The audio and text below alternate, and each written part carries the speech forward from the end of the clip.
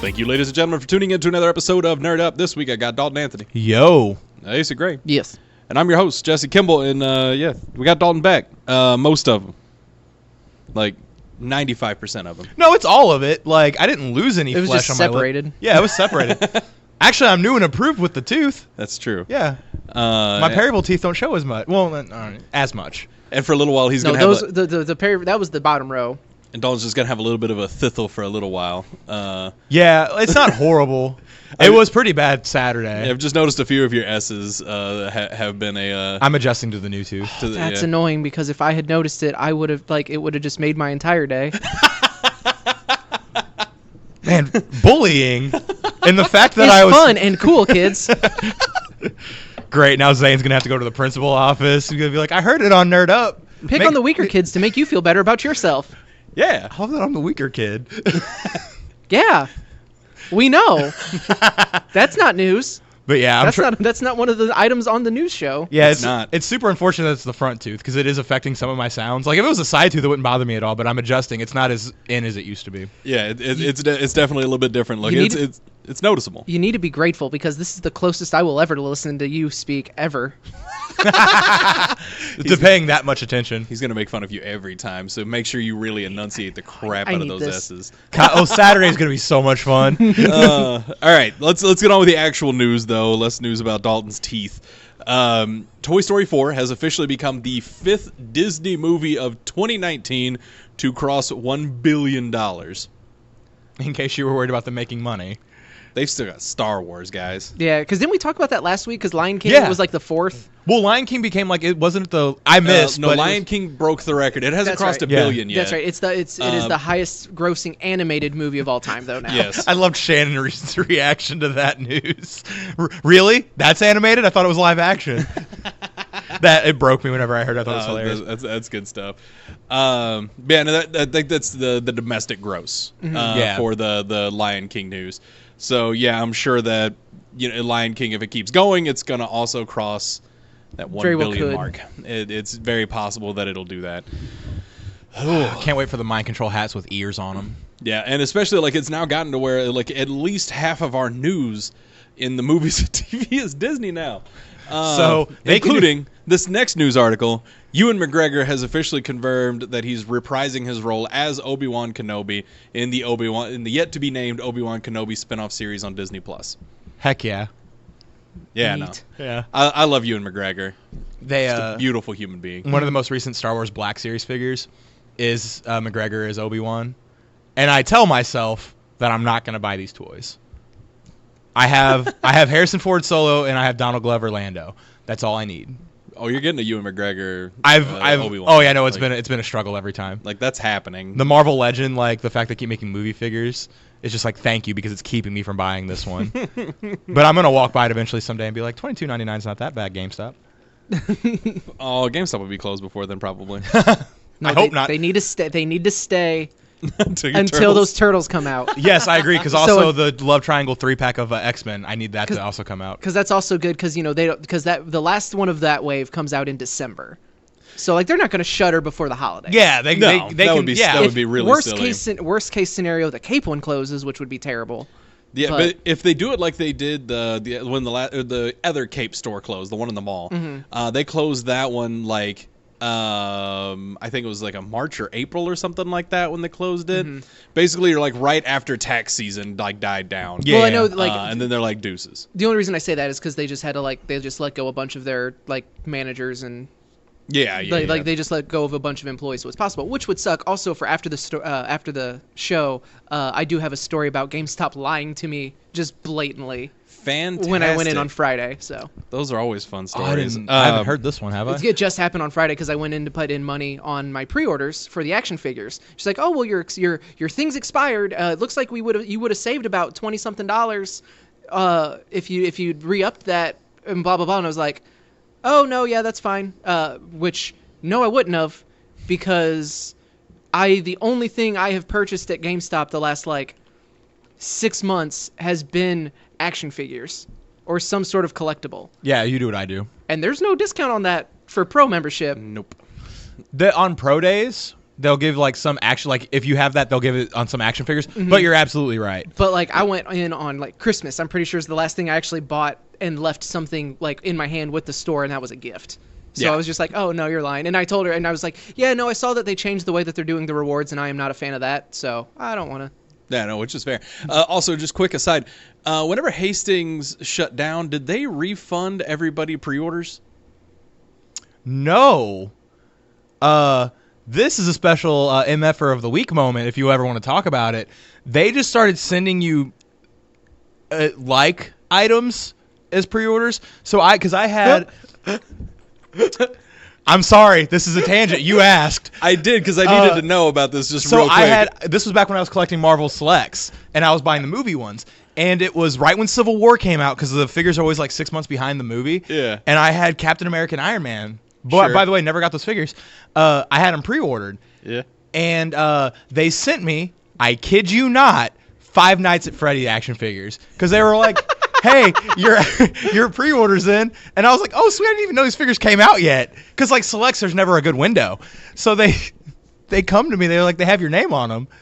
I didn't know what Five Nights at Freddy's was. Like, I had not started really teaching yet. So, like, I didn't have anybody to tell me what this game was.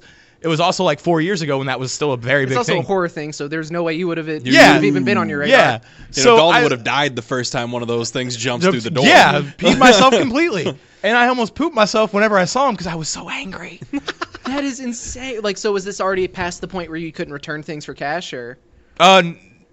So basically, were you able to get your money back out? Oh yeah, I got my money back, but I was also a manager, so like that happened anyway. Oh yeah, because there's gonna be fires. I didn't steal. Yeah, because basically what I'm thinking of is like the number super of people. Important note: I didn't steal. I just had my manager take $10 off a purchase. You know, fair. It's just one of those things. There are like so many people that have like money down on stuff at GameStop that, you know, for a long time. And I remember the way it worked when EB Games closed and it switched over to my store in the mall. Like we had to spend hours manually like putting stuff on gift cards at one store and then transferring the pre-orders over to our store. Yeah. Was not an automated system. Might be by now. Was not then. So yeah, I'm just sitting here thinking of like the number of people that if like GameStop just shut down, their pre-orders just poof. That cash is just out. Because if it gets to be a thing like, hey, so you're not gonna get your Shredder Ra's al Ghul 2-pack. Instead, here's a PUBG action figure. I'm going to start some fires. Ace is going to jail. But, like, so what we ended up doing at Hastings, and, like, because we all of, like, the CTLs just kind of agreed, like, this is the correct way to do it. If somebody said they had a pre-order, or we saw it on their account, because it would show up on our account. Like, it would be, like, pre-orders, money spent on pre-orders, or something like that, because mine was, like, 25. We would just be like, hey, whatever you buy, I'll take that amount off. LP got on my tail a couple of times for that, but I was like, dude, they're not getting these items. Right. Like, just fire me. And they never did, but, like, that's how we took care of it. I don't know how other stores took care of it. GameStop will probably do something super shady, and it's just going to be like, gift card. Yeah, they'll probably gift card or be like, oh, that money's just gone. You got 3 months to spend it. Yeah, because what I'm thinking, like, if GameStop just shutters, and, you know, it's one day, like, every single GameStop in the country is just, you know, door locked. And everybody's like, well, I had pre-orders. Like, all right, cool. Then, you know, people form a class action lawsuit, and everybody gets back, you know, 10 cents of however much they had on, you know, their pre-orders. Because right now I'm sitting... I could absolutely see them doing that, because that would be significantly less money out for them. Like, paying a class action lawsuit, way less money. Like, it would cost them so much less money than everybody getting their pre-order money back. Yeah, because I just realized that I really don't need that to happen, because I have well over $150 in pre-orders right now at GameStop. A lot of people do. Yeah. A lot of people do. I definitely like those don't. figures, I'm close to 200. Yeah, the Love Triangle 3-pack I had to put like 30 on that. Yeah. So, and like I could also very much see, like, if GameStop starts, you know, throwing out some bad news, like it's looking like it's not great. It's gonna get worse, because I could go and just be like, I want my money back. No, yeah, that's what I was saying. Yeah. Like, I could see a Great Depression like situation happening here, where everybody just like, oh, things are looking bad. I'm gonna go pull all of my money out. I need to cancel all my pre-orders. Suddenly, like every GameStop across the country, tumbleweeds, cashing out. There's gonna be a dust bowl in every. Which is super bummer, because apparently they've stopped taking pre-orders on some of those figures. Oh yeah. Because they're like out, and also like those are GameStop exclusives. Yeah, you can only get them through GameStop. Yeah, Which, so in let's fairness, hope you actually get them because Yeah. GameStop exclusives have not had a phenomenal track record, especially recently. because you have some employees selling the exclusives before the person can actually get to them. No, not even so much that. Oh, if that happens, Because I've heard of that with the Lightning figures. I mean, I've also heard of that, but in this situation, like GameStop, just even for other stuff, like they over pre-order. Yeah. Like it was just, like GameStop. I don't remember what it was recently, but I think it was like the Nintendo Switch. They were canceling people's Switch pre-orders because they had reserved too many. the Kingdom Hearts PS4. Yeah, that was another one that happened very recently. They had pre-ordered too many. Don't worry, fans. I didn't even get a chance to pre-order that one. That Nope. said, I've had mine pre-ordered long enough that I should be at the front of the list. I also have all of the release dates written down, so like I know when I'm going in because I know they're bad about calling. Yeah, you need to get a hold of me on that day because I'm gonna forget the first two Okay, at least. yeah. Yep.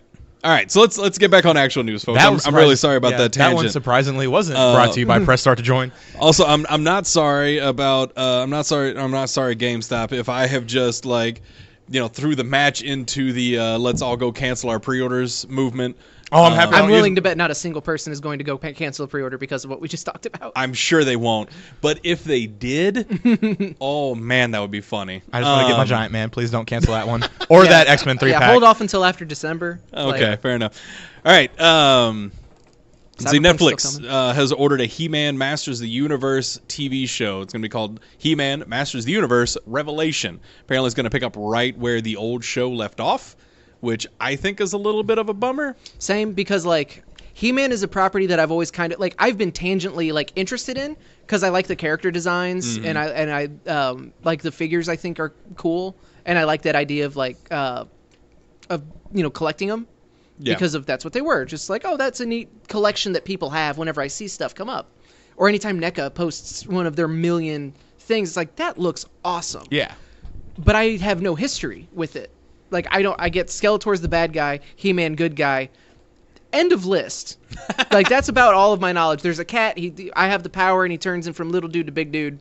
And By the power of Grayskull. Power of Grayskull, Castle Grayskull. It's cool. Like, I think Skeletor wants Grayskull because, that makes sense. But, so it'd be cool. Like, I was excited to see, like, Kevin Smith is doing it. Neat. Yeah. I love Kevin Smith. They've tapped Kevin Smith as the showrunner and executive producer.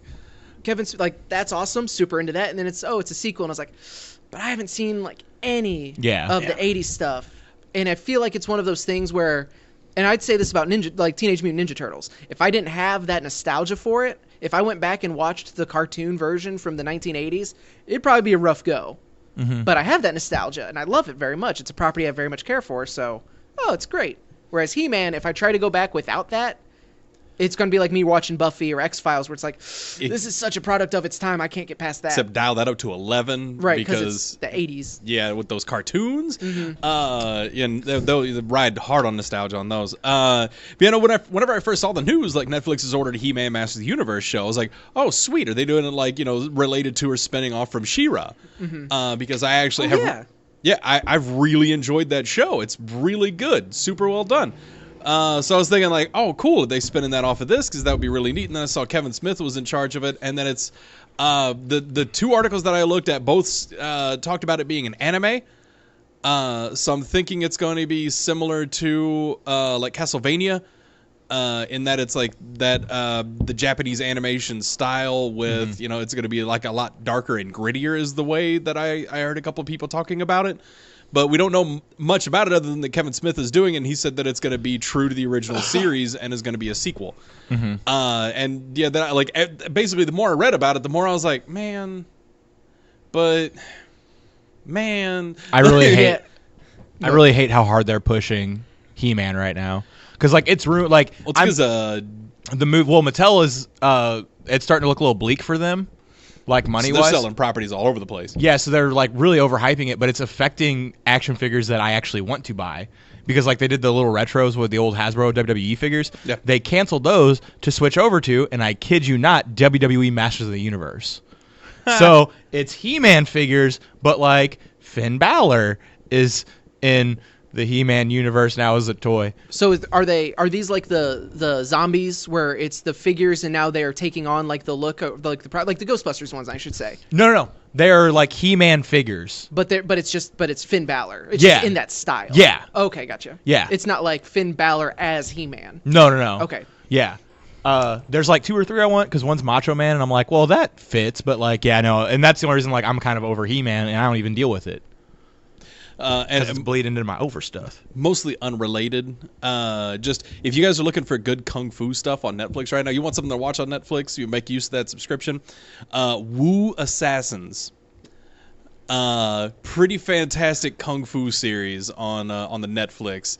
Really good fight scenes with some magic stuff thrown in there. I feel really like neat. there's a high likelihood that on the next hype train we're going to be hearing from Trevor about this. Trevor is a big fan. Yeah, because I saw the previews for it and I was like, I needs to watch this. And then I was talking to Trevor and he was just like, have you watched this yet? No, it's on my list. Like, I'm gonna get to that. And I finally started. It's really, really good. I should I guess temper that. It's if you like over the top, like cheesy kung fu stuff, it's phenomenal. If you don't like that kind of stuff, this isn't going to change your mind. It's not going to change your mind about it. Except it's not like dubbed. It is English. Mm-hmm. Like everybody's speaking English. It's not overdubbed or anything like that. So that might help you a little bit if you're a kind of person that doesn't like the super cheesy kung fu stuff. If that's an entry barrier, if that's a barrier to entry for you, right? Like that's one of the things you don't like about it, then. Because yeah, it's set in the U.S. Like it's set in San Francisco, so it's slash L.A. Seems like they should have probably done Iron Fist then. Yeah. It's also got the it's starring the guy from The Raid and The Raid 2. Oh, those were actually really fun movies. They were. Yeah. And I'm trying to remember the guy's name. It's like Iko Uwe, I think, or something like that. Oh, also, I've now officially started to rewatch Daredevil Season 1. Why are you rewatching it? So that way I can remember what happened in Daredevil Season 1, and then I can go on to... That's fair fair enough. I can't fault him on that one. Yeah, because I forgot how long it's been since you watched Season 1. About 2 years. Yeah, I know. All right, so back on this here. Disney Plus announced November 12th for Canada. So for our neighbors up north, because I know we got a few listeners there, it'll be the same day that it's coming out for us, and it'll be $8.99 Canadian dollars, as opposed to we get a $6.99 US dollars. Yeah, but they didn't just have to drop $1,000 at the emergency room. So who's really laughing? Damn it. That one's for free, Josh. Also, they did confirm that it will be available on pretty much everything at launch, including Xbox One, PS4. Both of them will have an app at launch. Apple will have an app. Android will have an app. It's castable to Apple TV and Chromecast. It's everything you'd want it to be on. It's there, minus the Nintendo Switch. Which isn't surprising because the Nintendo Switch doesn't have like anything. It has streaming, YouTube and Hulu. Yep. Which is of all the things for it to have. I can watch Letterkenny on the go, and it's fine. That's kind of cool. Yeah. All right. So anyway, on to the next portion of our podcast, brought to you by our wonderful friends at Villainous Grounds in Perryville, Missouri. Make sure you stop by there for all of your comic book needs. Yes, Dalton. They have an espresso sundae. Ooh. I had it today. Ooh. It was really good. So David, thank you. I suggest us doing chocolate, but it was like get through the ice cream and then you have like the way he said like the bottom of the ice cream bowl, the really good part, that's just full of espresso. Nice. Yeah. Sunday like ice cream treat. Yeah.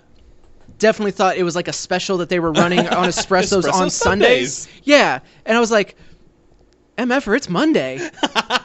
What? Took me a second, but I got there. Okay. Yep, we're good. We're all here now. It was really good though. So if you go in there, I can't say the word because it's a word that I don't know how to say, but like it's like affogato or something like that. I don't know, but it's really good. The espresso sundae, it's in parentheses. Oh. It was tasty. Fair enough. All right. And we actually do have quite a bit of Marvel news, and the way some of this stuff has been going, make sure you get into your local shop to get that stuff held back for you, because it seems like a lot of stuff is selling out lately. A lot of weird stuff is selling out. You think it's because they just wrapped up Phase 3? I don't know. Or Phase 4, whichever I mean, one it was. it's been like DC and Marvel. A lot of stuff has been selling out. Oh, well. I mean, I've noticed it more with Marvel because like my pull list is almost entirely Marvel at this point. Fair. But even like the White Knight stuff became really hard to find really fast. Yeah, I just lucked out they put it in my box because I said anything that's Batman. No, Murphyverse. No, because like as much as I didn't like the 50 Harley Quinns and the White Knight, like that was an intriguing book, and I want to see what else that universe has to offer. Yep. No. Anyway. So yeah. So make sure you guys get these held back because there are some pretty fantastic announcements here. Going to start, though, with Marvel has announced a new Morbius series, the Morbius the Living Vampire. If you are one of the 150 Morbius fans out there, like, I'm sure that you will have this on your pull list. You're shooting that number kind of high. I mean, he's popular enough they're we're gonna make a movie. Yeah, it's been delayed. Like, because I actually looked that up because I was curious about it. And so is Gambit. Yeah, that's in development limbo. Gambit's almost certainly canceled. Mm-hmm. That's such a bummer. Channing Tatum was going to do such a good job. Apparently, someone high up at Disney was not impressed with New Mutants. Yep. And then after the awful performance of Dark Phoenix, because that apparently bombed super hard. I'm going to wait for it to come. I'm going to watch it, but I didn't want to go to the like, honestly, if it doesn't have the Marvel by Disney, like Disney stuff on it, I'm not going to the theater for it. Yeah, I mean, that's fair. It's one of the things where it's like, that movie has enough going against it that I didn't need a bad theater experience to just really, because that's one that I would probably just leave. Like, if someone was talking, I'd just be like, nah. But, like, I will say, like, that entire X-Men reboot, I was so on board. I was, like, First Class was incredible. Yeah, no, and, like, Days of Future was really good. I am one of the 4 people that liked Apocalypse. I enjoyed Apocalypse. Wasn't as bad as a lot of people said it did. It just suffered because it came out around the same time as Civil War. Yeah, it was like a week after Civil War. It was getting those real unfair comparisons. Maybe I need to go back and rewatch it because I remember really enjoying it. It's really good. I watched it a couple months ago because, like, I loved that X-Men. Like, I really am bummed out that Disney's not going to use them. Yeah. More than likely, because it was such a good cast. Yeah, no, they're definitely going to recast everybody. Mm-hmm. Do their own thing. Have you seen the? I did. Yeah. Yeah. All right. So moving back here, we got a new Morbius series. Vita Ayala and Marcelo Ferreira are doing it's the writer and artist. It'll be out in November. Yeah, November is going to be a pretty big month for comic books. It's going to be really good. Way more interested in a comic series than a standalone movie. Yeah. I probably won't get it, odds are, unless, like, reviews are crazy and there happens to be an extra copy. But yeah. We've also got coming in likely November right now. It's just saying like late November or late 2019. Yondu is getting a new solo book. Lonnie Nadler and Zach Thompson are going to be writing it, and then John McCree doing the art. It's going to be a street-level space book within the Cosmic Marvel universe. And apparently, like, normally this is where I would throw in the disclaimer, like, if you really, really liked Yondu in the Guardians of the Galaxy movies, I just proceed with caution. Yeah, proceed with caution, because Yondu, the character in comic books, historically has been very different from the character you've enjoyed in the Guardians of the Galaxy movies. But they did do a significant amount of rebranding, apparently, the last time he appeared in comics, based on Guardians of the Galaxy, the films. And, yeah, I know, right? And this one is going to be a lot more heavily based on, they even changed up his look where he looks almost exactly like he does in the MCU. Little bit grittier. But, yeah, like, reading the stuff about this, I might actually pick up the number 1, because this sounds kind of neat. Especially because they used... the words like he's like a blank slate. There's not much about him in the Marvel lore, and it's like there is, but I'm fine with you ignoring it, right? Because it ain't great. Like most of the characters they've done in the MCU, they're like, yeah, Iron Man's always been a pretty good guy with a heart of gold. Don't look into the Golden Age, whatever you do, or silver. They're starting to. Don't look into Hank Pym. Ever. Oh no. Tony, they're kind of starting to. Their Slott is acknowledging a little bit more of his demons in the current run. Slott's at least for pretty good about that, though. At least for what I'm at in Marvel Unlimited, because I'm 6 months behind. But I just read the newest episode or newest issue that got added to Unlimited the other day, and it ends on a pretty significant, like, oh, I wonder how they're going to play this moment. Yeah, I've heard that like Dan Slott's actually been doing pretty well on there. Like Fantastic Four hadn't been doing great, but Iron Man is doing reasonably well. It's weird. I've read like the first 6 issues. It's not horrible. I don't know why I'm collecting Fantastic Four, by the way. Are you? Yeah. It's like one of the 4 on my pull list. Yeah. I don't know why. I buy it and I don't question them. I'm like, I'll put it on my Power Rangers, Nightwing, and Fantastic Four. Huh. They canceled the WWE books. I don't know what you want me to say. Did you see they're changing up Tim Drake's outfit? No, what are they changing it to? It is now brown, yellow, and black. Mostly brown with like yellow highlights and a little bit of black. I don't hate that. It doesn't look great, but they're very much like I feel like DC just absolutely wants you to forget that he was ever associated with Batman. He was never a Robin. Which is really bad in Rebirth. Rebirth. Never a Robin. Which is really bad in Rebirth. I understand New 52. But Rebirth in Detective Comics, because some a-hole made me read that arc, and I cried. At work. That was a devastating arc. It was. Which is like, I don't know why they would try to distance themselves now. All right, well, while I'm talking about this next bit of news, Google that new outfit, because the internet ain't happy about it, and I understand why. Okay. They done Tim a little dirty. While they're looking that up, Scream, one of the symbiote offshoots, is getting her own ongoing. We don't know who's going to be bonded with the symbiote in it, but in November, it's going to be Scream Curse of Carnage with Clay McLeod Chapman writing and Chris Mooneyham doing the artwork. And like I said, there'll be a new ongoing in November. Asa has looked up the costume. I don't know what you typed in to find it. It looks like old school yellow and brown Wolverine and Red Hood had a clothes swap. And then they took worst of both worlds. The first time I saw it, I was like, they put the owl in Young Justice? I like it. Because I thought the owl from Watchmen slightly updated. I like the color scheme fine. I just hate the way that, like, the outfit itself, because the outfit itself looks real dumb. What book was that, so I can see it on my... Young Justice number 10. Thank you. Yeah, that's how they unveiled it. It was in the solicitations. It's the cover for Young Justice 10. Yeah, so check out Tim's new outfit. So I'm looking at the cover, and yeah, it's I hate it. I like the color scheme is fine. I don't mind brown and yellow, like, at all. And it's just the weird body armor knockoff looking. It looks like Nightwing and Red Hood just without the jacket, like, but all of the worst parts of those. Yeah. Especially like the shoulders look super weird. Like, I don't completely get what they were going for. Yeah, the chest plate. There's nothing truly defining about that. That looks like every generic villain in an MCU movie. Yeah. No, that's fair. That's fair, yeah. And it's one of those things, like, somebody made a joke, at least I hope it was a joke, that he's going to start going by Sparrow now. That would be good. Because, like, I could see it. Yeah. And like I said, it was framed as a joke, and it's one of those things that, like, boy, I hope it's a joke, because I get, like, obviously you're not going to be running around in a suit like that going by Red Robin. Yum. Is that what you wanted me to go for?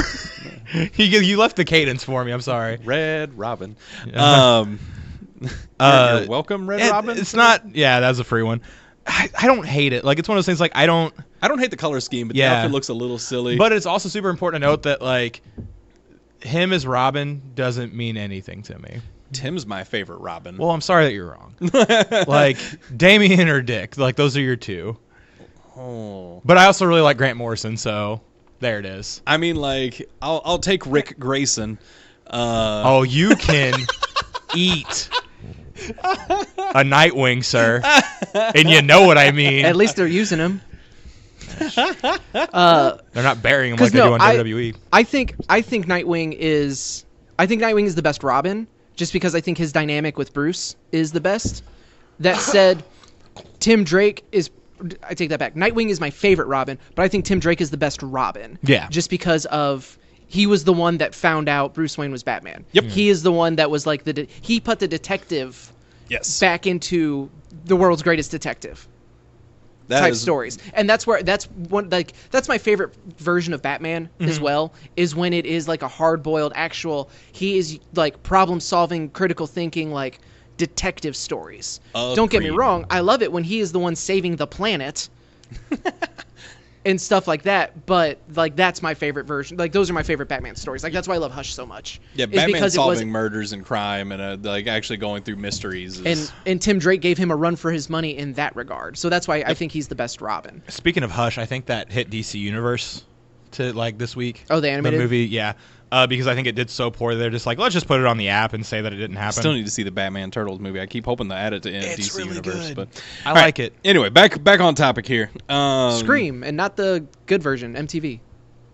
Ooh. No, I mean that symbiote's really cool looking. I have the legend of it. And Is that the yellow one with Yep. like the dreads? Yeah. Yeah, and we don't know who's going to be bonded with her. They're apparently making that a little bit of a mystery.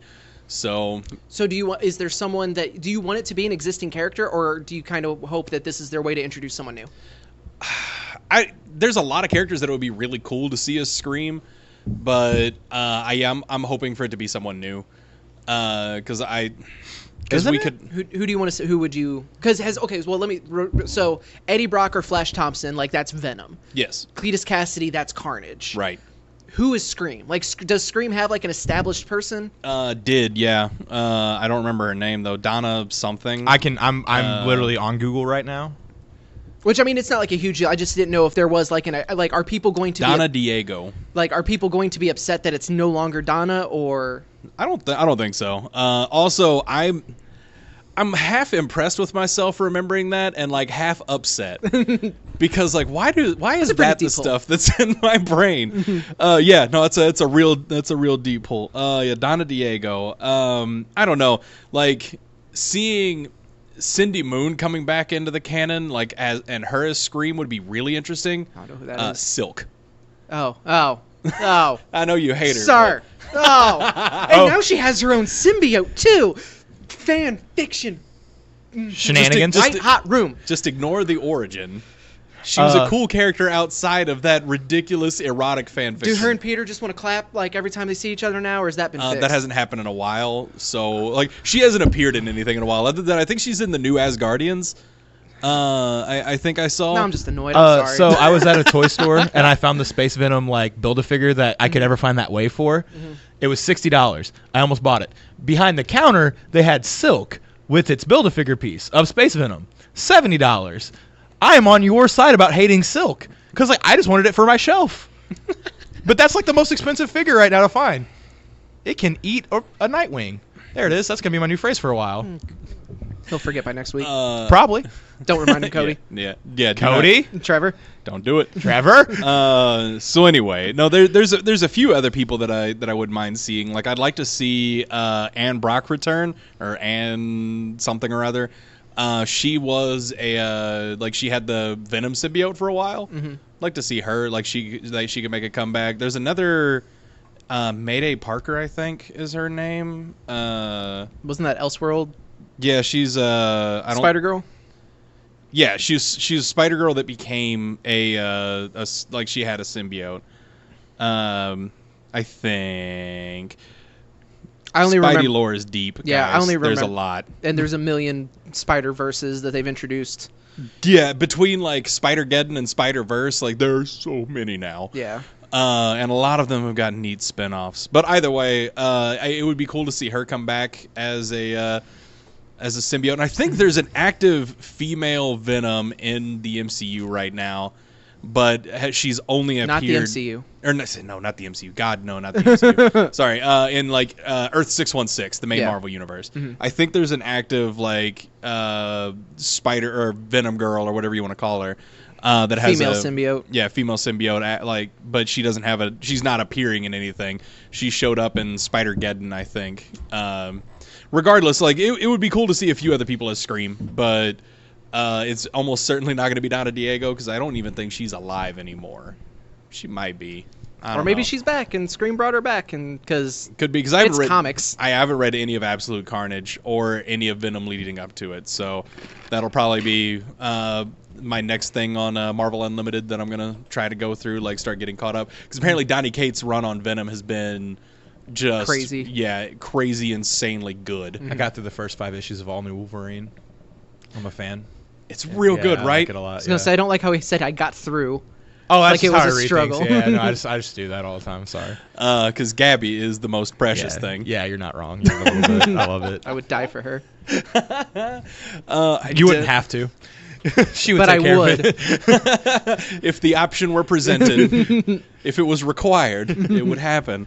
Yeah, no, pure soul, guys. I I cannot recommend it enough. All new Wolverine. Tom Taylor did a Wolverine run with Laura Kinney as Wolverine, and it's some of the best comic books I've ever read in my life. It is amazing. It's so good. It's pretty solid. Yeah, you needs to go out there and find it and read it. Anyway, Marvel's also teased a new superhero team, Doc Justice and the J Team. We know nothing about it. The teaser was in a chart of like, in this year the Avengers, this year was the Defenders, this year was the Thunderbolts, and then now your next big team, Doc Justice and the J Team, in 2019. And I'm sitting there like, there's a lot of teams that I would have put above the Thunderbolts, but you do you, Marvel. And which leads me to believe that it might be like somewhat related to Thunderbolts somehow. Mm-hmm. But I don't know. We literally know nothing else. It was very much a teaser. When is it supposed to be? Shrug emoji. Okay. Yeah, we got nothing on it. Like I'm sure they're gonna. It's this Marvel wasn't like within a the prank next... solicitation. Like that would be really funny. I mean, it was on Marvel's official Twitter. But yeah, no, I'm sure it's Marvel within the next week. We'll hear more. But yeah, they want to build up some hype, and I'm doing my best to build up that hype around it. We also got Deadpool is getting relaunched in November. Kelly Thompson and Chris Bachalo are going to be working on the book. It will be relaunched as a #1. I'm not sure. I have not kept up with Deadpool at all after the last bit of like, he lost his memory, and I haven't heard anything about Deadpool since. Back in Black was pretty awesome, but that was also like 3 years ago. It was 3 years ago, and on top of that, it was a story set back in like the 80s. Yeah. I mean, that's the only time I care about Deadpool is whenever it's a stupid story. Well, that's most of them, but right. But yeah, no, I know his ongoing he had the big like, what was it, issue 300 something that had the like he lost his memory of all the things that he had done, and he was starting fresh on something. Yes, Asa? We need to go back. New details on Marvel's mysterious new super team, Doc Justice and the J Team, have been revealed in a Twitter video with executive editor Nick Lowe. According to Lowe, Doc Justice, whose identity appears to be a central mystery to the story, will lead a motley crew of teen superheroes who are coming onto the scene to save the innocent and bring down evil. The J Team is gonna change part of the Marvel universe forever, Lowe continues. I know we say that a lot, but it's true. Not much is known about the man behind the mask, Lowe explains, referring to Doc Justice himself, but Doc Justice and the J Team are joining the Marvel tapestry of incredible characters to bring a new type of comic book to you, the Marvel readers. Huh. So we still got a whole lot of nothing out of that. It's a lot of nothing, but sounds like we have an existing character as Doc Justice, and then a bunch of brand new characters for his team. Who are coming onto the scene, and they're going to change part of the Marvel universe forever. For real this time. I mean, like, in but fairness, we mean it. When they say that it changes a lot of the Marvel universe, a lot of times that's true. If somebody's coming back to life is usually how they mean that. But do we need Doc Justice to be the one to do that? No, we don't. All right, so yeah, moving on from that though. Oh God, I lost my place. Okay, DC. We got a little bit of DC news here. They have announced a He-Man and the Masters of the Universe book. That'll be a 6-issue miniseries coming in November with Tim Seeley and Dan Fraga writing and Richard Friend doing the art. Dalton, please, grow up. It's Rick Friend. Did you just save that joke because you knew I was going to giggle at that? No, I just thought... You just called that one on the fly. Yeah, pretty much. Oh, that was good. I like that. Yeah, you're welcome. Yeah. That's a good name. Richard Friend. Not the most unfortunate person with the last name. No, his last name could have been Lips. That one would have been bad. I mean, but I never mind. It's not important. You're going to tell me after the show? Yeah, I'll tell you after the show. Just remind me. And if you want to know, just email me at what@podzilla1985.com. What's his name again at podzilla1985.com? All right. This next portion of the podcast is brought to you by Press Start to Join. It's a pretty fantastic podcast. You can find all their content at ps2jshow.com, including their social media links and all their past episodes. Nintendo seems to be working on a Super Nintendo wireless controller, similar to the NES controllers that came out a while back, looking like it's going to be dockable and rechargeable and everything. The big implication there is they might start adding Super Nintendo games to the Please. the online retro collection that you get. Please. Yeah. Please. There is literally zero reason that they're not already on there. Correct. I'm confused why they're not. The SNES Mini, they're not manufacturing them anymore, so it's not like they need to sell those. Unless they're trying to avoid backlash for the virtual console, because people will then have especially if you make it just part of the online and you don't make them rebuy things with the Wii and the Wii U and the 3DS and the DS probably, they're like, oh, you've already paid for it 4 times, but here's a 5th, and we'll do it though because we're monsters. Let me play Donkey Kong Country on my Switch, and you'll give them your money. Yeah.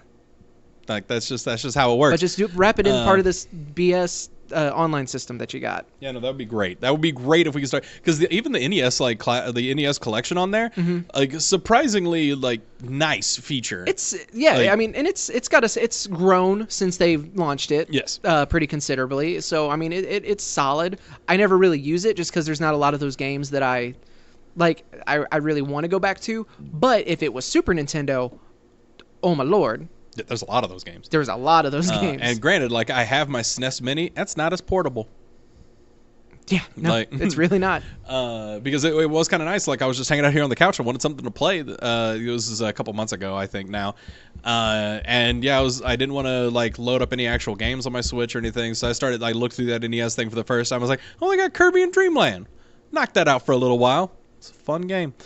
All right. Anyway, so that's kind of cool. That's something that could be coming up. Pokemon Sword and Shield. We got a little bit more news there. Apparently, it's going to have ranked play, including a ladder, and it'll have seasonal play. I feel like at this point they just don't know who they're trying to market this towards anymore. No, I mean, the competitive Pokemon scene is very much there. It is. But, with this game, a lot of the features that they've done, a lot of the decisions that they've made are not targeted towards, veteran players. I think it is, though. I think that's kind of the reason, because there's been a bunch of memes that I don't understand, but a lot of people on the Pokemon subreddit seem to get, of, Galarian Weezing has that neutralize gas ability that completely removes all other abilities from play. And so it's oh, that means that Slack King is going to be super crazy because he has an ability that he's so powerful, he can only attack every other turn. But now if that ability's gone and he can attack every turn, he's going to be messing people up. Guess who's probably not going to be in the Sword Shield Pokedex? Because they're doing it for balancing reasons. Yeah, I could see that. So I think it actually is more for the hardcore competitive side, but those people are going to be mad because they can't get those cheese strats and whatever, because look at the Pokemon World tournaments, it's always the same teams. Yeah. And there's always that one random level 2 Bidoof that can wipe the Elite Four. You have things because the way people build their teams like that. Because I've seen the deal where they go through and they just use a bunch of the the area of effect, constant effect things. Yeah. I remember I was watching one where somebody went in with a team of 6 level 10s, and they just wiped the Elite Four out, and their Pokemon were all level 40 by the time they left it. Yeah. What it's just what? Why? Stupid. Who puts this amount of time into? Y'all's crazy. Yeah. You should try Borderlands. Oh, that mid-max is going to be crazy. Any looter shooter? No. They will never leave the house and they will die of dehydration. Mm-hmm. That makes Pokemon easier for me. I know what I'm doing. It's same thing as the raid battles, where this is not a feature that I will touch, but there's an audience for it, and I'm glad for that at least. It's just I need to get over the excuse me. Make every bit of content tailored to my exact requests. It's one of those things I like that they're adding this feature because I know there's a lot of people that will be really happy about it. I just know that almost every one of those people that are really happy about it are really upset with a lot of the other decisions that they've made. But this is probably going to be enough to, reel them back in. Put the pacifier in their mouth and all right. Still mad. I guess. That little meme there. But anyway, we also got a couple of huge acquisitions that came up. The smaller of the two, definitely THQ Nordic has acquired Gunfire Games. Those are the guys that do Darksiders. so that I mean, I know THQ already publishes that game, but at this point, like, Gunfire Games is officially under that THQ Nordic umbrella. I'm still super excited for that Genesis, Darksiders Genesis. We got more footage of that today at Gamescom too. Nice. It just looks so cool. Yep. Could be really, really neat. Because that's the dungeon crawler one, right? Yeah, that's the Diablo-looking clone, but like super pretty too. Yeah, no, I'm for it. I'm here for it. And then the huge one, Sony has officially acquired Insomniac Games, which not super surprising. Because I mean, a lot of Insomniac's games have been Sony exclusives. Like they have done Sunset Overdrive is the only one I can think of recently that's not. That was the Xbox exclusive. Yes. The Xbox One exclusive that just didn't perform super well, but that was also because there wasn't a huge install base because the Xbox One didn't do great. Because it was a launch title for the Xbox One and the Xbox One. But it is an underappreciated gem on the Xbox One. Yeah, Sunset Overdrive is super fun. Like it, and the story is really quirky. Like I remember when they announced that one, I was really sure that I was going to end up picking it up because it looked so fun. I also distinctly remember when it was announced that Insomniac was working on a Spider-Man game. The qualifier for that was it's the team who did Sunset Overdrive. Yeah. So remember how fun it was to just move in that world. They're doing Spider-Man now. Yeah. And that was like a huge, that was just not only, we're getting a Spider-Man game, but Insomniac's doing it.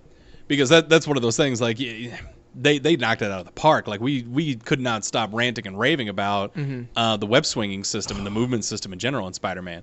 So, yeah, no, so Insomniac Games, though, like, that now, like, that quality of game is going to be on Sony from now on. Yep. Which, like... So just, you should be already done with the sequel. Give it to me. Give it to me now. Give me that Spidey too. You think right now Microsoft's knocking on Rare's door just being like, hey, guys, you got something?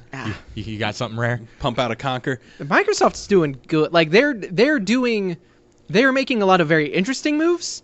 I don't think that they are at all concerned about any of this news. Really? No. Yeah, like, I don't they're think they are doing a lot of weird, like, they're trying to change the actual game. Because, like, one of the things that got announced at Gamescom is, like, Gears 5 is going to be on Steam. Which, like, that's because Microsoft crazy. talked about doing a lot of partnering with Steam. Because, like, hey, the Master Chief Collection is going to be on Steam. Yeah. Oh, yeah. Ori and the Blind Forest got announced for Nintendo Switch. So, it's Microsoft's doing their own thing. Good for them. And and I'm happy for it because they're going, like... They are going suspiciously consumer friendly. Uh-oh. Like, there's a new system coming up, guys. I'm waiting for, like, Phil Spencer or Major Nelson to, like, get arrested or something. Because, like, they're building all the goodwill. Yeah. And I feel like a lot of that really will be, like, it's going to do another flip-flop from... I mean, we've talked about it numerous times before. Like, you had all of the goodwill coming from, Xbox 360 and PS3, like, in that era. Yeah. PS3 was, like, ultra consumer friendly by the end of its lifespan. And Xbox 360 was still, the king of that generation. Then you had, the Xbox One. They gave all of their announcements. It went super poorly for really obvious reasons. Sony was like, all right, cool, noted. And on their stage the next day, like, all they kept talking, like, their entire conference that next day. We're not doing that. Well, it's like, that thing that they did? We're not doing that. We're doing the opposite. Applause. Yeah, exactly. Somebody was in the back at Sony was like, kill the Switch. Just tell them the opposite. We'll figure it out. We'll get it done by launch. Because like they ended up. I remember that E3. Yeah, it was pretty great. Dominated that launch. Yep. And and that the entire console generation. Yeah, it's not even close. Xbox finally started catching up. Like at this point, like Sony is still way far ahead, but like. Xbox has built up a whole lot of goodwill. A lot of people are buying consoles. It's the same thing with the Xbox 360. I don't think the PS3 ever like touched those sales, but a lot of people had them. I think it ended up actually like selling more consoles than the 360, just because it ended up being like the cheapest Blu-ray player. Oh yeah, like, so, it had a really quick. By the end of the console life cycle, it had passed. But it was at that point, the Xbox One and the PS4 were out. Maybe not out, but yeah, it was one of those things where it's like, but all of the conversation was with the 360 because of Xbox Live, because that also was a huge driving force. Because Xbox Live, just as a just as a architecture was so much stronger than PlayStation Plus. Yeah, and well, plus with PlayStation 3, you didn't have to pay to play online. Yeah. Because it was free, but yeah, I still definitely believe it was a you get what you pay for situation. Oh, yeah. Like, obviously, they beefed up. PlayStation Plus became virtually identical to Xbox Live in, the current generation. Right. But also Halo 3. Yeah. So. Halo 3. All right, so anyway, we also got a little bit of out of Gamescom. The only thing that I really looked up, because I'm bad at my job, and this happened, in the late afternoon, finished like right before, like a very shortly before we started, before we got here anyway. No. All the Gamescom stuff? No, baby. It finished at like 4. No, it was still like it ended at like 3. Like the actual live one ended around, because I was at lunch. I watched the first hour. So yeah, it ended around like just before 3, I think. I literally just read something that it was going till 4. I mean, there might be more stuff that's going, but like the big showcases. Regardless, it's not important. The point is, I did all of my write-ups this morning, and I thought Gamescom was tomorrow. So, Ruh-oh, Raggy. So yeah, the only thing that I really got to look up out of Gamescom was some of the Gears 5 stuff and some of the Borderlands 3 stuff. And I didn't even look into all of the Borderlands 3 stuff, but I got to see Circle of Slaughter. It's going to be their in-game horde mode stuff. And then, yeah, I got to see with Gears 5 a little bit of that, including they gave a little bit more information on the system they're releasing, as well as the keyboard and the mouse and keyboard they're doing for PC, Razer, both making them. Let's see. And then we got Asa, go ahead and hit up Stadia while I'm looking into some other stuff. All right, you got 30 seconds. So, dear Lord, this Stadia Connect was an absolute waste of time. It was such garbage. It was nothing but a list of games that are already out or that have already been announced of just like, oh, hey, so this game's going to be coming to Stadia, which is cool, and I get that they need to do that, but like a conference at Gamescom, especially the first year that Jeff Keighley's really like sinking his teeth into like what the opening night 1 stuff was, this was a huge miss. We didn't get a release date. We didn't get even a look at the UI, which the AMA, they said that they weren't going to show that until launch anyway. Like, this was literally just a series of trailers and then some devs talking about the game of stuff that we've already seen. Like, Borderlands 3 is coming to Stadia. Cool. It's coming 2 months after it comes out. Like, it's coming 2 months later, and you're showing us the Happy Together trailer. Oh, Really? Yeah. That's unfortunate. Like, and it was that kind of stuff of like, yeah, I mean, there might have been some like Watchdog Legion, because that was the big end. Like, that was what they ended on. It went like 30 minutes, and it was just like, okay, thanks. It's like, really? That's it? So yeah, like I guess the entire point of it, like from my understanding here, is marketing. Like, look, we're gonna have AAA titles, and it's happening. And that's pretty much all it was. Is just like, oh, Mortal Kombat 11 is gonna be on Stadia. And it's like, all right, well, that game is 2 months old at this point. And like a bunch of these games that are already either going to be out or like, and then they started with Cyberpunk. Cyberpunk will be available on Stadia, which is cool. Like, I get that that's a big deal. Like, that's arguably one of the biggest game releases of next year. But I was so disappointed. I was hoping we were going to get more. We did get one Stadia exclusive announcement. What was it? Orcs Must Die 3. I didn't play 1 or 2. Apparently, it's tower defense, isn't it? Kind of, yeah, but it's also it's going to be third person, like actiony. Yeah, because I think it looked. I genuinely, until they talked about it, or until they named it, I genuinely thought it was. Let me see on the list of the Nintendo indie ones. Dungeons Defenders Awakened, because it looked real similar to that, which was very like tower defense-y, kind of cartoony. So, yeah, I say tower defense. It's like a horde mode kind of game. Yeah. Where like you can set up traps and turrets and stuff like that, but you're also down there actually doing the fighting yourself. Right. Which I think I played Orcs Must Die 1 or 2 because it was one of those, like, I used to be one of those people at Steam sales that like a game drops to $3, like, yeah, okay. I must own this. Like, for no reason. It's $3, and like 50 games later, I'm like, man, I've got a lot of games, and I got them for all under $5 each. Y'all can do the math. You could have bought 4 really good games that you wanted to play. I could have. Instead, I bought 50 that I haven't played. It's funny how money works sometimes. Were you going to go back to talk about Gears or Borderlands? A little bit. I was actually gonna because I know more information on that.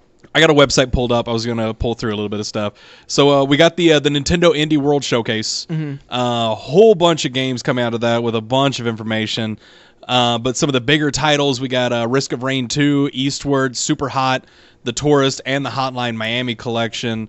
And also, they announced the Ori and the Blind Forest. Asa mentioned that a minute ago. Is coming over to Switch.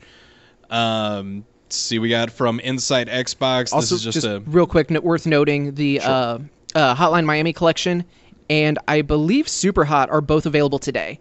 So those like shadow dropped. Also, Hotline Miami is fantastic. Go out of your way to watch this one. It's like 23 minutes long, but there's a lot of really cool stuff in it. I'm super into the Risk of Rain 2. It looks kind of like a roguelike, potentially, because it showed like attempt number, but then like it was showing you each item you pick up does something different, and it looks like there could be multiplayer aspects to it. I'd never heard of it. I don't know this franchise, but the trailer itself was like enough to make me really, really curious. Well, that sounds really also for Alley, Cat Quest 2. And got announced. I mean, Allie would probably enjoy this game too. A Hat in Time is getting ported to Switch with DLC, so you'll be able to pick that up. I believe it's September is when that one's coming out. Which that one just like I've always heard great things about it. It looks adorable, and it's a 3D platformer. And I've always been a big fan of 3D platformers. So also Munchkin Quacked Quest.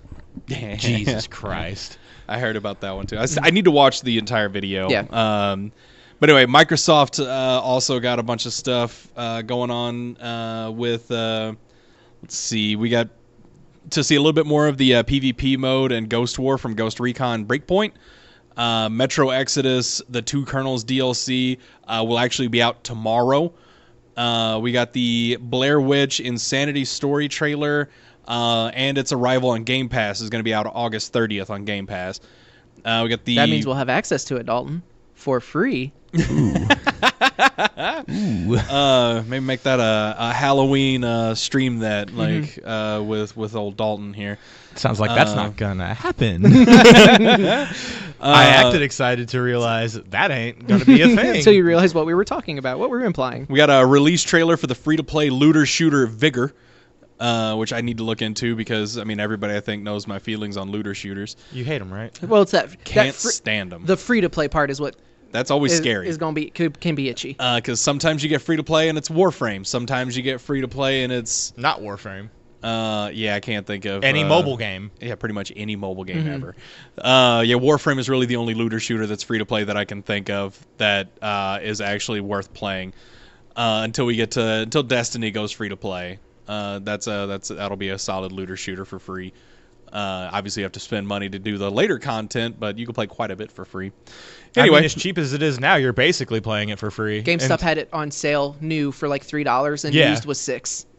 For Destiny 2 for the base game. Yeah, because October 1st, like it's that base game is worthless. Yep. Less than worthless. The free to play has more content than the base game. Wow. The base game doesn't come with the first 3 DLC packs. JFC. Answering Dalton's crazy face. The base, like there's 3 the free to play version Destiny New Light will come with the base game plus the first 3 DLC packs. Okay. The base game obviously does not come with those DLC packs. October 1st, the free to play version. What? In the actual bleep. I mean, that's an oversight. That should just be patched in. No, that's GameStop desperately trying to clear out inventory before that happens. No. That's not me. Oh, I see what you're saying. If people pay for it, they should get that. Yeah, it should just be like if I have the physical disc, that's a patch. Just patch that in for me. In fairness, don't make me then just download it. Or get the Stadia Founders Edition. You ain't got to download nothing. I mean, that's also true. It sounds like $3 and just hoping for a patch would be substantially cheaper. Actually, get the game for $3, have it already downloaded, and then wait for October 1st. That way you just have to download the DLC. I mean, you'll still have to download a whole bunch of stuff. Yeah, because I think it's a new mode. Like, it's they're New also Light changing is what it's up. called. Yeah, it's New Light. They're changing up the way, like, characters even work. So, like, you create a character, and you spawn in the Cosmodrome instead of, like, going through the... intro. Yep, the actual intro, which is basically showing like what happened at the end of Destiny 1. What? Wait a minute. What? when does the game become free to play? October 1st. Oh, Borderlands 3 will already be out. I don't need to worry about it. That's when Shadowkeep comes out. Is that also when it goes Yes. free to play? Okay. Yep, same day. They all got pushed to October 1st. Because that's what they were talking. They were every time that, because it was kind of cool at this one. Like Bungie was on the Inside Xbox stage for the first time forever, and just Yeah, because they've been hard on with Sony since they left, since they stopped doing Halo. Yeah, so that was kind of a neat moment. But that was one of the things that they talked about was they really hit hard the Shadowkeep DLC. I didn't hear, which I didn't. I was working, so I didn't get to hear all of it. And again, it's Destiny 2. It's a billion years old at this point, and I don't understand anything that they're talking about. Because they the game is unrecognizable from launch. Yeah. And so I'm like, and I was Destiny super fan. I was riding that for like the entirety of Destiny 1 and into Destiny 2. Yeah. But yeah, no, it's I'm gonna kind have of excited to get back into it. Same. It's just I'm terrified that I'm gonna be overwhelmed by. I'm sure it'll be fine once I get into it. Like reading it doesn't make much sense, but that's true for a lot of things. Like once you get into it, you're like, oh, get that's your hands what they on mean. it. Yeah. So anyway, we also got a release trailer for. Oh, sorry, no, I just read that one. PUBG, PS4, and Xbox One crossplay was announced on the Inside Xbox. We also got the first look at the Horde mode in Gears 5 and Gears Pop. Or we got Horde mode in Gears 5, and then we got the gameplay for Gears Pop.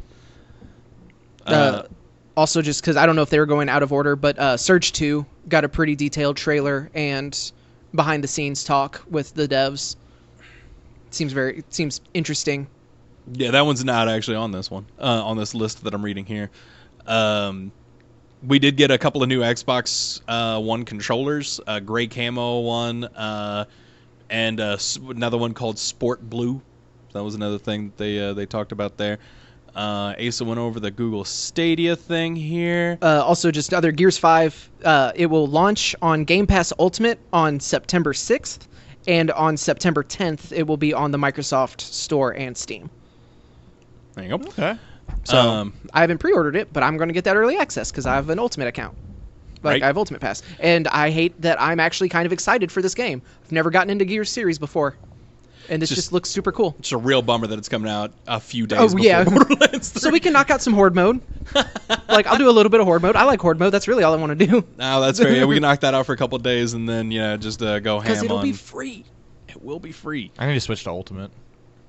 Yeah, I actually have a 3-month code for Ultimate that I haven't used yet. I bought it when it was super cheap, and I plan on redeeming it like when I want to use when I need access to Game Pass, because right now I don't actually have Game Pass going. But yeah, we also got a whole bunch of games shown during the opening night live, including Gears 5, Modern Warfare, Death Stranding, Destiny 2 Shadowkeep, Need for Speed Heat, Comanche, Little Nightmares 2, Predator Hunting Grounds, and then we got a bunch of other stuff from there's a whole massive this was a 2-hour presentation. Yeah. It was, or a 2-hour conference, I should say. A lot of really cool stuff that came out of it. I really, really liked the where did it go? Oh, it's gone. It was one of the early things too. It started with more Gears 5 stuff, which, I mean, it just looked cool. Comanche, they're doing a helicopter game. Yeah. Like, neat, I guess. That's really weird, though. But it's THQ Nordic, who I'm just convinced is a money laundering scheme at this point, because they're putting out everything. Need for Speed Heat actually looked really cool. This was actually what I was going to talk about. So the app is available now, the Need for Speed Studio, so you can design your car now and have it ready to go when the game comes out. That's pretty dope. Yeah, like, that's super cool. It seems like it's kind of a cross between, like, Most Wanted and Underground, because the cops are part of the world, but there's collectibles and... Because I'll be honest, with those old racing games, Gran Turismo 2 and Need for Speed Most Wanted, the 2012 edition, were probably the two racing games that I've put the most time into. And most of that was me racing so that I could buy upgrades for my car and deck it out and customize it. Underground 2 and Midnight Club 2 or 3, whichever. Underground, Midnight Club 3 Dub Edition. Dub Edition. Yeah, I know. So I heard the Dub Edition had some pretty crazy customization. It was. This trailer kind of gave me feelings going back to that, because I also like those really arcadey styles. Like, that's why I'm not super into the Forza series or Gran Turismo. Like, I never got into those. Forza Horizon more. Forza Horizon's a blast. See, and I downloaded that one, and I couldn't get into it. because it was on Game Pass. Yeah, maybe I need to go, 4 is. or maybe I just did the right base Forza and I didn't give Horizon a shot. Maybe I know I'll do Forza 4 was on there, and yeah, it's definitely like those are definitely the racing sims. But yeah, the Forza Horizon series is more of the Horizon the arcade slash like you're just driving around on streets and stuff like that. Yeah, so 4 is the most recent Horizon. 4's is like up to 8 or 9, like the regular base series. Okay. So if you find Horizon, Can't be true. no, it's past 7. I'm looking that up. All right, no problem. I will say too, some of the other stuff that they showed, like it's not for me, but I really like the presentation of it. The Kerbal Space Program 2 trailer was kind of hilarious and looks really cool. A lot of people are really excited about that one. Little Nightmares 2. I didn't play the first one, but this made me want to play the first one because it was a really, really well done, really, really creepy trailer. Okay. Also, Forza 7 is the most recent one. I was only off by 1. I just like Forza 6 was like the game for gold like a year ago, so that's the only reason I was just do sitting that. there thinking like, there is no way that they're up to Forza 9. Well, I said 8 or 9. In fairness to me, Forza 8's not that super far off the beaten path because they're on 7.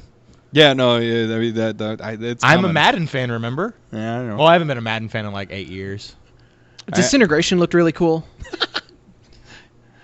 Just moving on to Yeah, no, that's stuff. fair. That's good. That's a good plan. Like if I had to point out some things that I think like people should look up, that would be one of them. We got another trailer for the Darksiders Genesis, which is that game Jesse and I were talking about earlier. It's the Diablo style gameplay set in the Darksiders universe. Jeff actually interviewed someone from Borderlands 3 talking about the endgame content.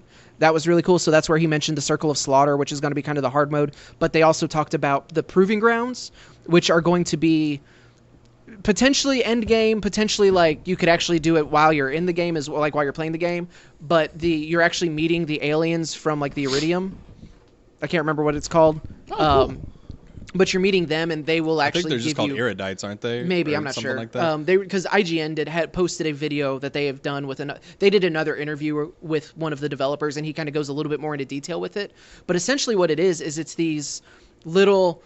Probably takes about 20 to 30 minutes. There's a 30-minute limit, I think, but it's not supposed to be can I clear it in 30 minutes. It's how quickly can I clear it. And based on how quickly you clear it, if you meet these certain other like sub-objectives or optional objectives, that determines how good of gear you get, the loot that you get at the end of it. Okay. Each one is supposedly, there are 3 areas. Once you go into Area 1, you kill all the enemies. You go into Area 2, you kill all the enemies. You go into Area 3, you kill all the enemies. Then you fight a boss. And then when you kill the boss, that's when you get the loot. The loot then, of course, carries over into your single player, so you can be working through story mode, be like, I don't really have time to go through this whole other mission. I can jump in here, 15, 30 minutes at a time. They're all themed, so it's based on certain enemies. He mentioned that there's like, if you just enjoy fighting the Malawan army, there's a certain one that's based on the Malawan army. That'd be cool. There's another one that may be based on, wildlife or certain planets, things like that. So, and it's gonna be gorgeous. And honestly, that sounds super cool to me because there are definitely like in Borderlands there are fights that I prefer more than others. Yeah. And just to be able to go in like and do something like that where I can just pull, I could just pull those enemies in and get some loot that way. Just knock that out real quick. That's super appealing to me. Also, we finally did get flak gameplay. I don't think we ever talked about that. The flak gameplay was so good that Trevor's taking him from me. Really? He's not going to do Zane anymore? No. I don't understand how y'all aren't more excited for Iron Bear, but at the same time, I'm kind of happy. I'll let y'all fight over who is going to jump on top of me. No, and use that turret. I was thrilled about Mose, but you claimed her so early. I did. I did. Literally immediately. Because this is what actual timeline of events. They announced that Mose gets a mech you can drive around on and your friends can jump on top of. I said I'm that character.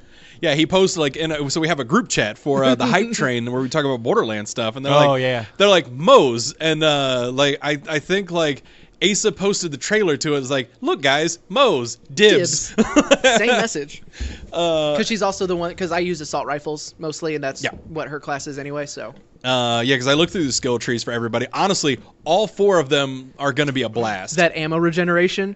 Oh God. Are you kidding me? No, that's nuts. That's super nuts. Gimme. Flack looked super cool, but he's got because he has the critical hit tree, the sniper tree, and that's why Trevor wants him real bad. Which is the tree that I was gonna go down that has the spider ant for a pet. Also, you can name all 3 pets. So yeah, I know Mr. Chew was the one going around for the skag pet, but you can name it whatever you want.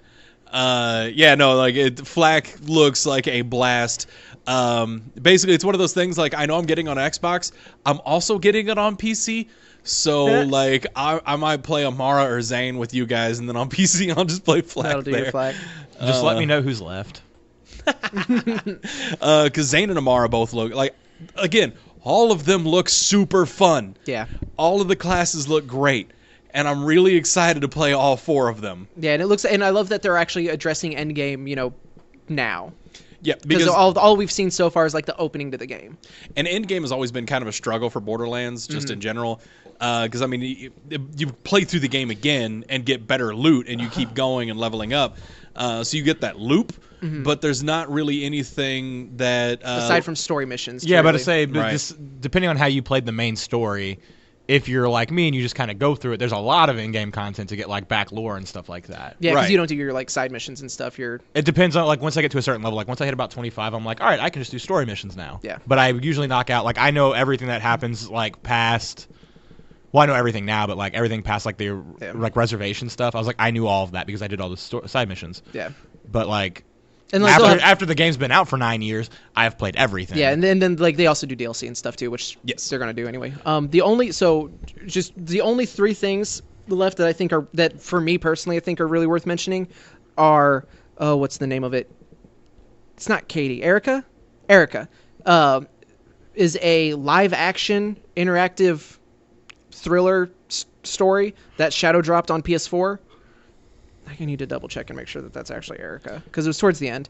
Right. You go to your next thing. I'll look that up for you. That came out today. They announced and showed a trailer for the Call of Duty Modern Warfare Alpha.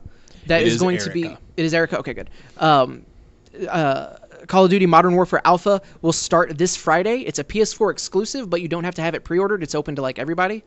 Is what it sounded like. It's also only the 2v2 gunfight mode, which I'm probably going to download it. I'll check it out because that's a mode that I'm actually kind of interested in. Never been interested in those modes, the super tactical gameplay modes. Well, in this one, it's not supposed to be super tactical. It's just meant to be fast. So it's the best 3 out of 5 rounds, and you keep moving. Which, depending on how people play it, but really, I'm more interested to play it to see how it feels, how the shooting feels, what kind of mechanics, if they've introduced anything like that, And if it's a free alpha, that if I can get into it, I'll try it. There's really nothing lost in. Try downloading it, for sure. I just know I won't necessarily want to base it on that because the PS4 controller, while still a massive step up from the PlayStation 3 controller, is nowhere near as good as the Xbox One or 360 controller. Same. And then this has all just been a giant pre-show to lead into the giant info dump, in quotation marks, for Death Stranding. Jeff Keighley's going to be in the game. They did a text alert. Oh, Kojima's in the building because they made a big deal of him actually being there, especially following the thing where Konami flat out blocked him from appearing at the Game Awards 2 years ago. Yeah. So they showed that Deadman, I think, is the name of Guillermo del Toro's character, but he's not. They're only basing it on his appearance. He's not voice acting it. Right. They showed a trailer. I didn't understand any of it. This is all just, and I'm also not super hyped for this game. I'm very excited that a lot of people are excited, but no one knows what it is. No. You can pee. They showed that. That is a gameplay mechanic. And Jeff Keighley's going to be in a game. Is going to be in the game. So. Okay. I really hope for their sake that this game is going to be incredible. Because the amount of money they put behind marketing, behind hyping it, and the amount of time they've spent talking on it, basically everything that has gone into this game, for me to still not understand anything about it, is worrisome. And again, I am not even the only thing that has me hyped about this game is Del Toro. Norman Reedus, whatever. I'll see, like him and Mads Mikkelsen, like super into that. Like I really like that idea, but this is one of those things where it's like I'm gonna have to wait for reviews. Oh yeah, no, I'm not picking this up day one. Like basically, it's gonna have to come out, and people are gonna have to say like, you remember Last of Us? It looks like junk compared to this. Then I'm like, okay, I'll pick it up and try it out. Or even just like, because I've only played a little bit of Metal Gear Solid 5, but like that's one of the story was whatever. But the gameplay itself was incredible, and it looked beautiful. A lot of people are just kind of hoping that's what we're getting more of that. Of just like, hey, story's whatever. It's a Kojima game. Why are you even talking about the story? You're not supposed to understand it. Yeah, like, just play the game, because the game itself is super fun. About to say, be careful with bashing the story. The Metal Gear fanatics, of which I know several. Yes, but they also understand. Like I really like Metal Gear, but I also understand. We have had 2 separate people try to explain the Metal Gear lore to us, and both had to give up. Because they just recognized, yeah. I had a friend of mine spend, I think, 3 hours drunkenly trying to tell me, like, tried to explain to me Metal Gear. She was super entertaining when she was going through it. Right. She's clearly very invested and very hyped about this franchise. But, like, nothing that she was saying made any amount of sense. Yeah, I literally, I went to lunch with my friend Ben so he could try to, like, talk me through it. Because it ended up being supper. Because I was excited for the new one. And it was, like, we gave up after, like, 15 minutes of just, like, okay, none of this is, and he's like, yeah, I know. No. But it's great. You need to play these games. Because there was a brief window in... Was I still in college? I think it was either like towards the end of college or right when I moved back to Cape. Of, you know what? I've never played a Metal Gear Solid game. I have them all available to me. I will go through and play them all. I did not do that. Spoiler alert. Really? Yeah, mostly because someone talked me out of because they're like, but every game has like the best version of the game, and some of those are hard to find. And it's just like, you know what? This is a lot of work. That's pretty true. I'm just gonna play through Borderlands 2 again. That game's the best version of its game by itself. Yeah. If you get the game of the year, that's just extra great game. That's really true. There's not a whole lot you need to understand. But there was some really cool stuff that came out of Gamescom, at least. And again, this is just night one. Like, we're gonna have more news about Death Stranding. Like, if you're super interested in Death Stranding, it's going to be at like the Sony booth. Yeah. Where they'll have more information available. So look for news outlets to post, that information later this week. But because it's a week-long event. This was just the night one. Ceremonies, and we got the Inside Xbox and we got the Stadia Connect, but yeah, no, it was overall like, if you've got time and this is interesting to you, I would recommend just checking out the full 2-hour show, because I think there was enough cool stuff that you'll be able to fast forward through the bits you don't really care about. Yeah. Yeah. All right. Well, yeah. I definitely, at the very least, I need to check out those the indie Nintendo stuff, because I always like seeing that stuff. Because I almost always end up buying a game out of one of those and playing it. Yep. But yeah, that's gonna do it for us, though, guys. Sorry about the long show. We're not sorry. You're welcome. No, listen. I understand. What's our timestamp? We're at an hour 20. Derek is gonna be so happy tomorrow morning when he sees we went 20 minutes over normal time. Will he? Yeah, he loves our show. Oh, fair enough. Yeah. All right. Well, anyway, thank you all for sticking with us this long, at the very least. And we always appreciate you. Make sure you tell a friend. Hit us up on the Twitter, the Facebooks, the Patreons. It's all of those things /Podzilla1985. We always appreciate the support. And like I said, tell a friend. See you next time.